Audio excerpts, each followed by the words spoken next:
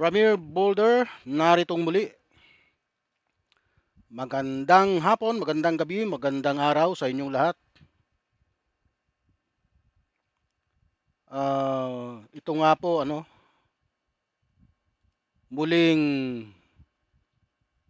sinagot ni Ping Lacson, Senador Ping Lacson, ang mga patutsada po ni Amy Marcos patungkol po sa kanya. Ayon po kay Ping Lacson, walang peke sa mukha ko, hindi ako bakla. Ito po ang mga katagang binitawan ni Ping Lacson dahil nga po lumalala ang kanilang mga parinigan. Bali, nauna po ito kasi si Amy Marcos, kung natatandaan ninyo. Ito po ay mga mga salitang ginagamit ni Amy Marcos na siya daw, pinagbabawalan daw po sila na magsalita tungkol sa mga flood control. Yun ba yun? Yung sinasabing mayroon daw pong nagbabawal sa kanila sa Senado. Ngayon po, hanggang sa uminit ng uminit, ito po, pakinggan po ninyo ang mga sinasabi ni Ping Lacson, kapihan sa Senado. Ito po. Magsabunutan daw kami. Yan ang reaksyon ni Senator Amy Marcos Magsabunutan daw sila. sa issue ng di umano ay pork barrel sa 2026 GAA, allocables and her baseless insults and untruthful criticisms against the Senate Blue Ribbon Committee, which I chair. Either Senator Amy thought na piluka yung buhok ko or she was insinuating na bakla ako. Ayun. On both counts, I say nothing can be farthest from the truth. Una, hindi po piluka ang aking buhok. Idugtong ko na rin na walang peke sa mukha ko. Totoo naman po na walang piluka. Hindi piluka yung kanyang buhok. Hindi rin po peke yung mukha niya kasi wala pong pinaparitoke sa mukha niyan. Hindi kagaya po ni Amy Marcos, ang dami pong pinagawa sa mukha niyan. Hindi po ganyan ang mukha niyan dati. Ang sabi nga po ni Peebles, daw yung cheekbone niyan, medyo lumaki. Daw po yan? Flare ba yun? Tawag doon. Yan ang hindi ko alam sa mga sa mga cosmetics. Hindi rin pustiso ang ngipin ko. My teeth are all mine. Ulitin ko, walang peke sa anumang bahagi ng aking muka. Pangalawa, lalong hindi ako bakla. At kung iniisip ni Senator Amy na bakla ako, wala siyang maaring makita na macho dito sa mundo. Pangalawa, Wala daw siyang maaring makitang macho kung bakla si Ping Lacson. Kasi ang hirap dito kasi kay Senador Amy Marcos, ngak-ngak ng ngak-ngak, putak ng putak, kung ano-anong pinagsasabi na wala namang basihan. Baseless. Di ba? Senador Amy Marcos, kung sumama ka na lang kaya sa hearing sa susunod na Senate Blue Hearing Committee para mailabas mo yan mga sinasabi mo. Ngayon, may hearing uli sila. Sa susunod na hearing, pwede kang sumama, Senador Amy Marcos. Kasi tungkol ito sa pinsan mo. Pinsan mong si Martin Romualdez. Mukhang isasalang siya sa pagdinig kung darating siya. Kasi nga, mayroon nakapagsabi na pinurchase daw yung bahay dyan sa Makati sa ang front nila, yung dalawang mag-asawa, si Curly at saka si Sara Diskaya. Kung totoo. Kasi isasalang parang sa investigasyon po yan. At ang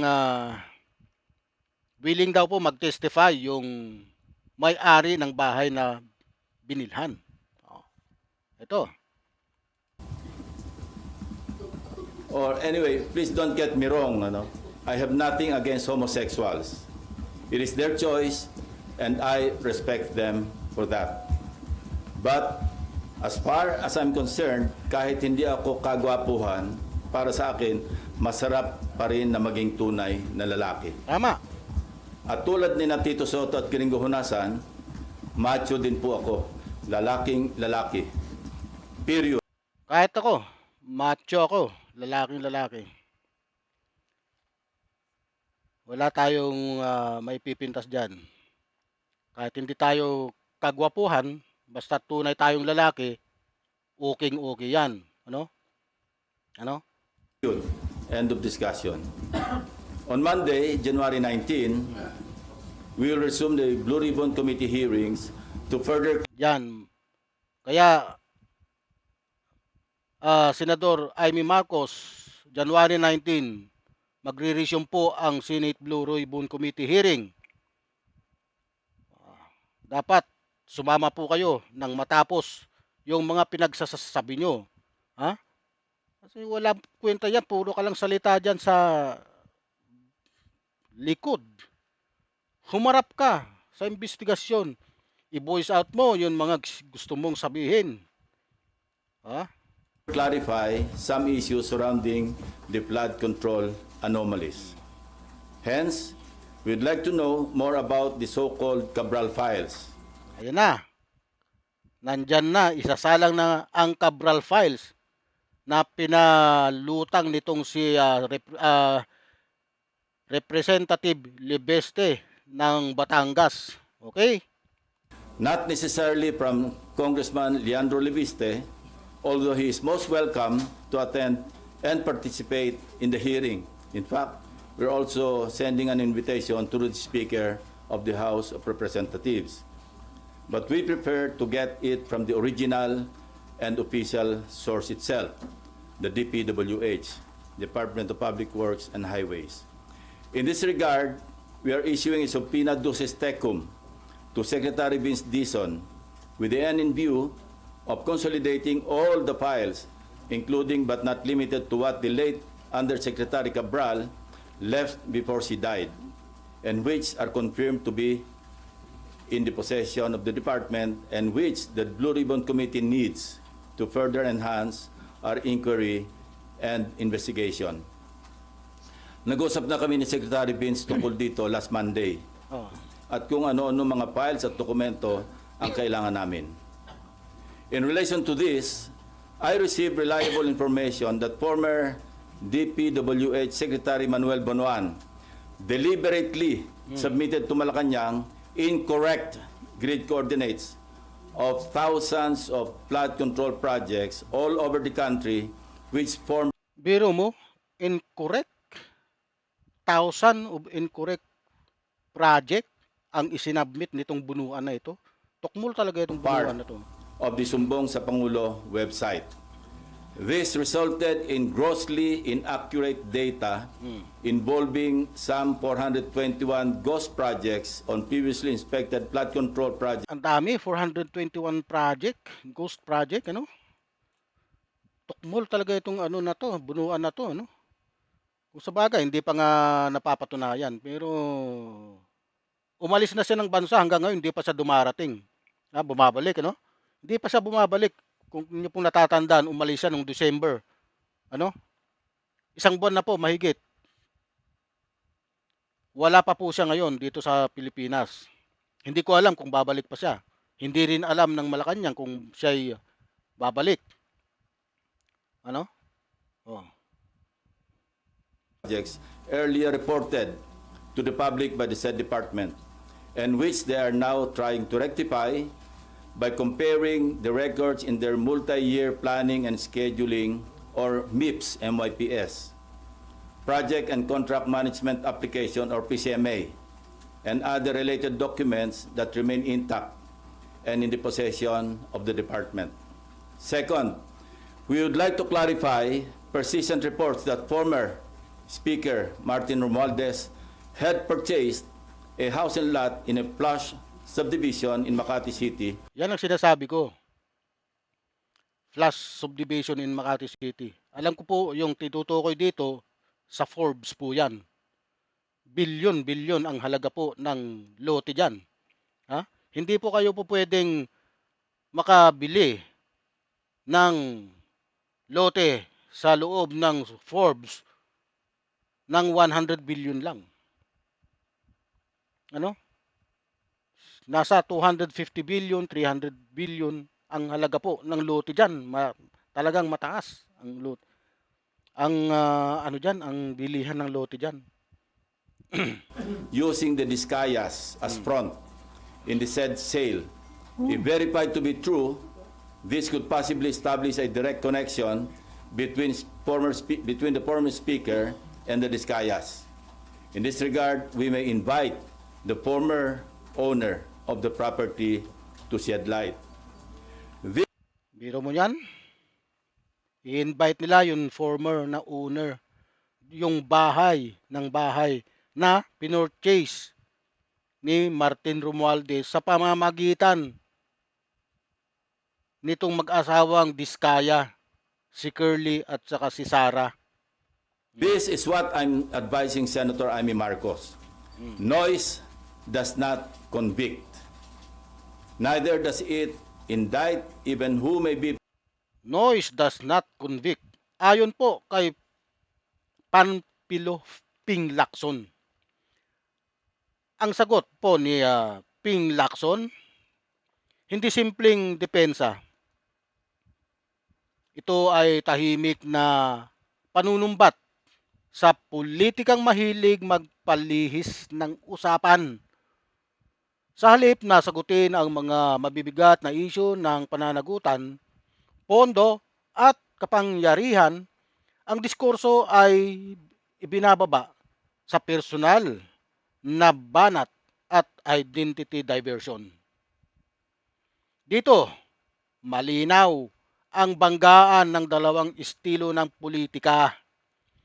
Isa na nakatungtong sa datos at record at isa na umaasa sa ingay para matabunan ang mga tanong. Kapag ang sagot ay umiikot sa personalidad imbes na prinsipyo, mas lalong tumitibay ang hinala na ang iniiwasang linawin. Sa huli, ang hindi mukha, hindi identidad at hindi ingay ang sinusukat ng publiko, kundi integridad at pananagutan.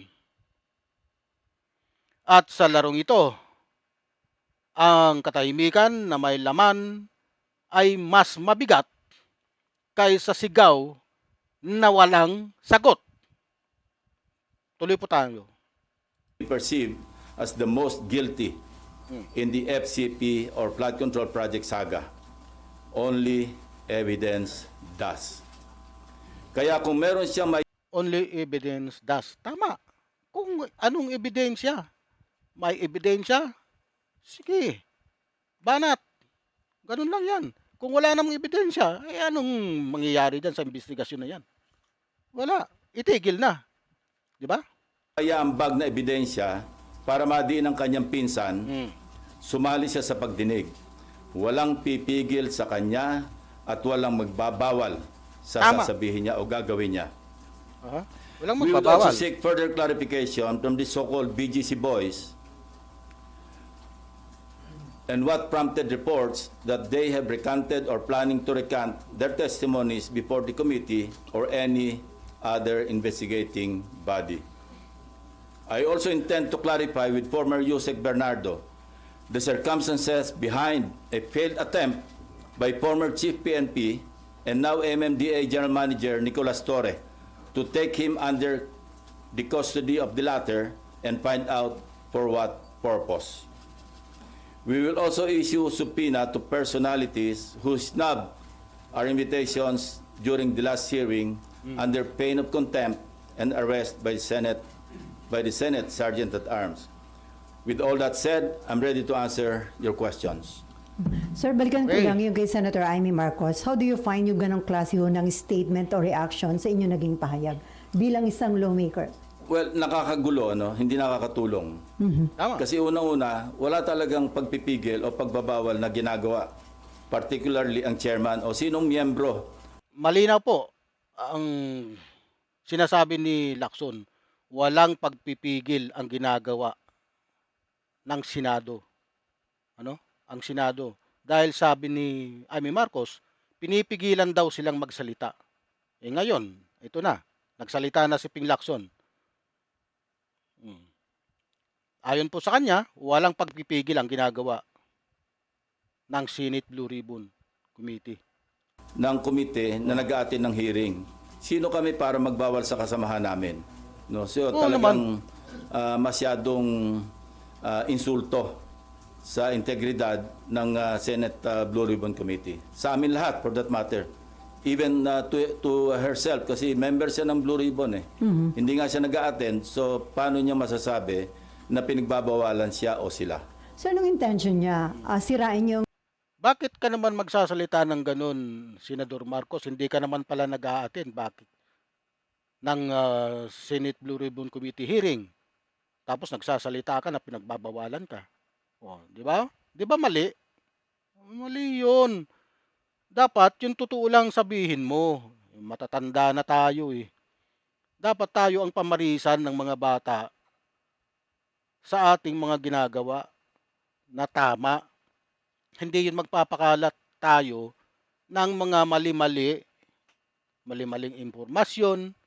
Sinasabi natin na pinagbabawalan tayo, eh hindi naman pala. Ito, mismo sinasabi ni Senador Lacson na wala naman palang ipinagbabawal sa inyo na magsalita. Oh. credibility ng investigation ng Senate Blue Ribbon Committee? Hindi ko alam kasi even earlier, 'di ba, marami siyang sinasabi sa inyo na may babaliktad. Hindi ko alam kung bakit ginugulo niya. No? I think you better ask herself or her, no, regarding that issue. Pero napakababang level po ba yung mga statement o yung mga term na ginamit niya bilang sagot ho sa inyo? Ayoko na mag-comment. Una-una, hindi non-answer naman yung kanyang sagot eh. Hindi naman niya kinonfront yung issue, no. Sa halip, nililihis niya at ano-anong mga issue pa ang kanyang sinasabi sa pagtugon doon sa naging usapan o usapin. And then dun ho kay House Speaker Martin Romualdez, sino po yung may-ari ng biniling property na naging front ho ay ang Diskaya? I'm trying to arrange a meeting with her, and kapag may liwanag na, kasi narinig ko rin na parang willing siya mag-testify. Yung may-ari, sir? Yung may-ari, yung dating may-ari. Para talagang at least pwede nating paghanapan o magsimula ng investigasyon tungkol sa direct connection o direct link between the Diskayas and the former speaker. Pero mag-attend na ho this coming Monday yung Ito na ba ang magiging hudyat upang mapanagot itong si Martin Romualdez? Ano?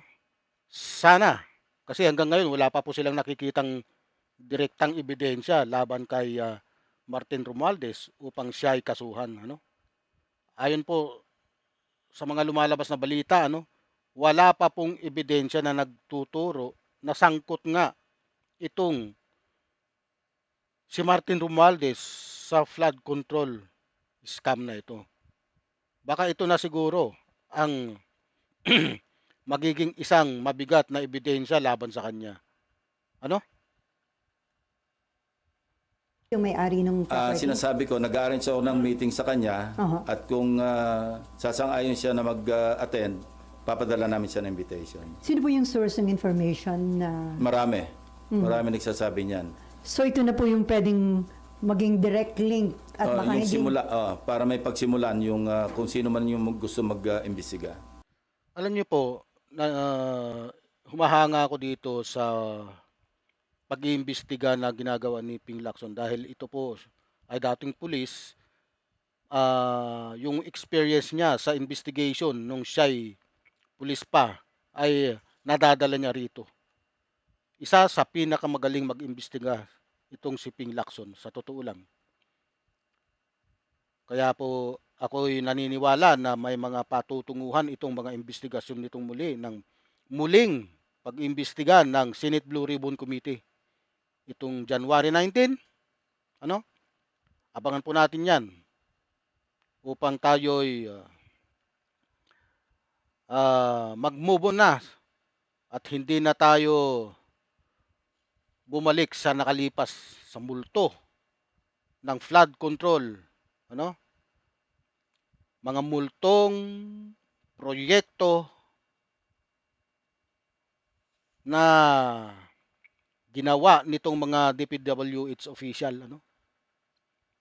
Ang dami-dami po niyan, mga ghost project. Napakaraming ghost project. Sa pagkakabanggit ni Ping Lacson kanina, mahigit na 400 ghost project. Ang dami nun. Bilyon ang halaga po nun. Ano? Okay, mga kaibigan, mga kababayan, huwag niyo pong kalimutang like, subscribe, and share sa aking YouTube channel. No? Pati na rin po ang aking Facebook page, huwag niyo pong kalimutang i-follow. Salamat po.